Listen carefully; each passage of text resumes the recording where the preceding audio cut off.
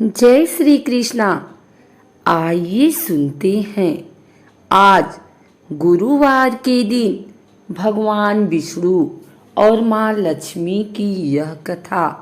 यदि कोई व्यक्ति अपने जीवन में धन का वास चाहता है तो हमेशा ही माँ लक्ष्मी के साथ भगवान विष्णु की आराधना अवश्य करे।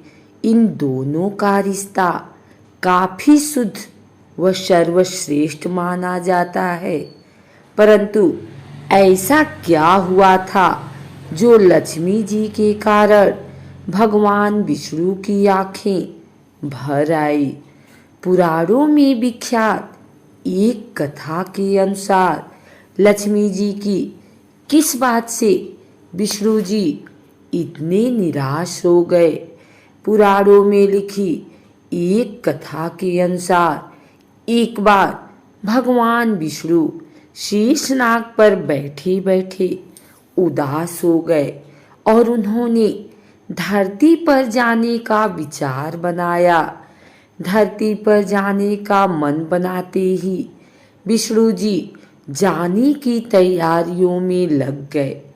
अपने स्वामी को तैयार होता देखकर लक्ष्मी माँ ने उनसे पूछा, स्वामी आप कहाँ जाने की तैयारी में लगे हैं।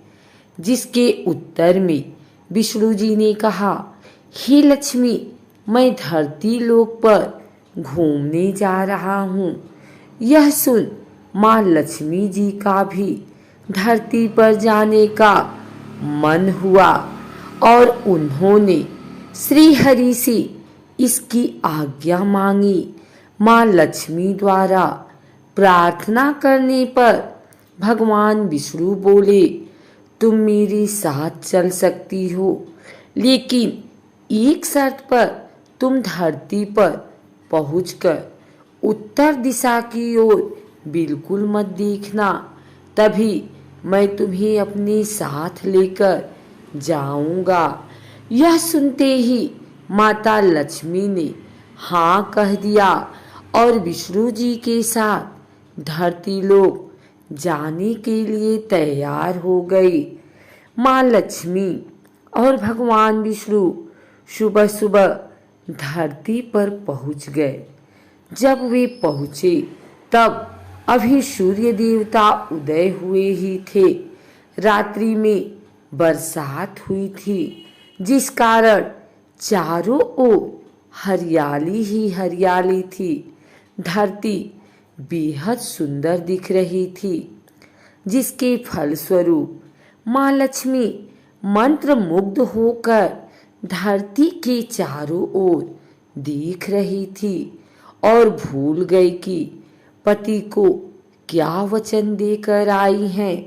अपनी नजर घुमाते हुए उन्होंने कब उत्तर दिशा की ओर देखा, उन्हें पता ही नहीं चला। मन ही मन मुग्ध हुई माँ लक्ष्मी जी ने जब उत्तर दिशा की ओर देखा तो उन्हें एक सुंदर बगीचा नजर आया। उस ओर से भीनी भीनी खुशबू आ रही थी। बगीचे में बहुत ही सुंदर सुंदर फूल खिले थे। फूलों को देखते ही माँ लक्ष्मी बिना सोचे समझे उस खेत में चली गई और एक सुंदर सा फूल तोड़ लाई।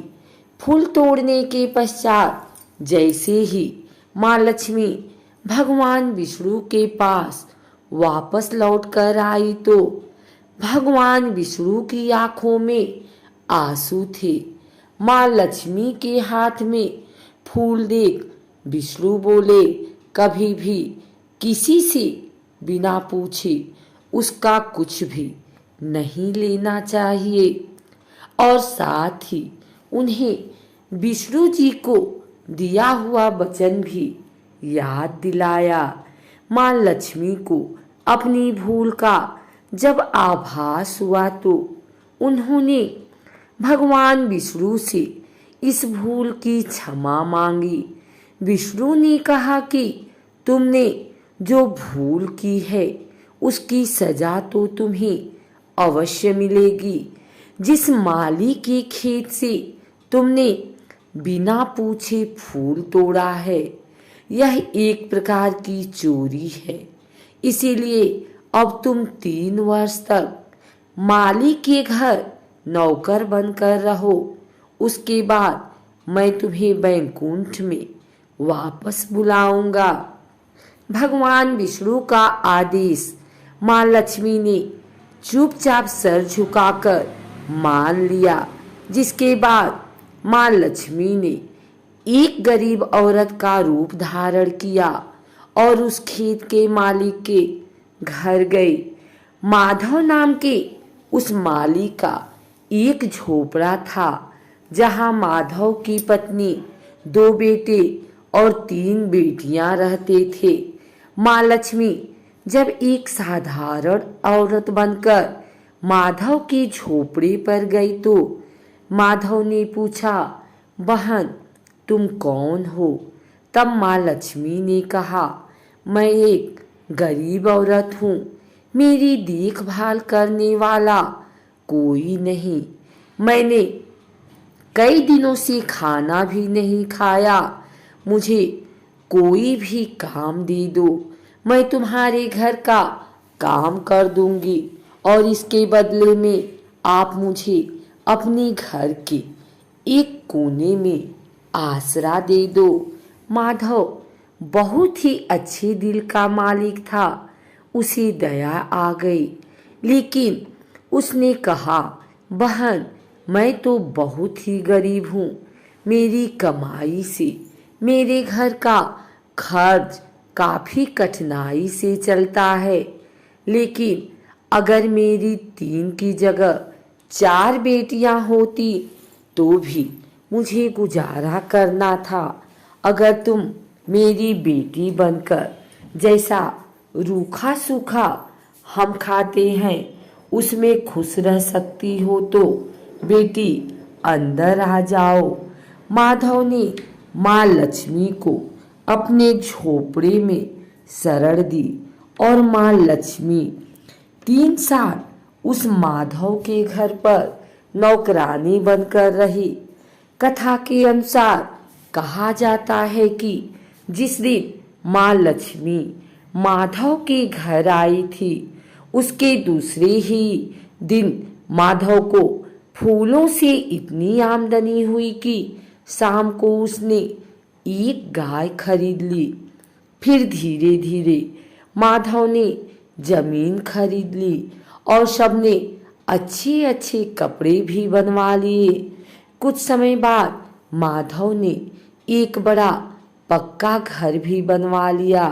माधव हमेशा सोचता था कि मुझे यह सब इस महिला के आने के बाद मिला है। इस बेटी के रूप में मेरी किस्मत आ गई है। एक दिन माधव जब अपने खेतों से काम खत्म करके घर आया तो उसने अपने घर के द्वार पर गहनों से लदी एक देवी स्वरूप औरत को देखा। जब निकट गया तो उसे आभास हुआ कि यह तो मेरी मुंह बोली चौथी बेटी यानी वही औरत है। कुछ समय के बाद वह समझ गया कि यह देवी कोई और नहीं बल्कि स्वयं माँ लक्ष्मी है। यह जानकर माधव बोला, हे माँ हमें क्षमा करें, हमने आपसे अनजाने में ही घर और खेत में काम करवाया। हे माँ यह कैसा अपराध हो गया, हे माँ हम सबको माफ कर दे। यह सुन माँ लक्ष्मी मुस्कुराई और बोली, हे माधव तुम बहुत ही अच्छे और दयालु व्यक्ति हो, तुमने मुझे अपनी बेटी की तरह रखा, अपने परिवार का सदस्य बनाया। इसके बदले मैं तुम्हें वरदान देती हूँ कि तुम्हारे पास कभी भी खुशियों की और धन की कमी नहीं रहेगी। तुम्हारे सारे सुख मिलेंगे जिसके तुम हकदार हो। इसके पश्चात माँ लक्ष्मी अपने स्वामी के द्वारा भेजे रथ में बैठकर बैकुंठ चली गई।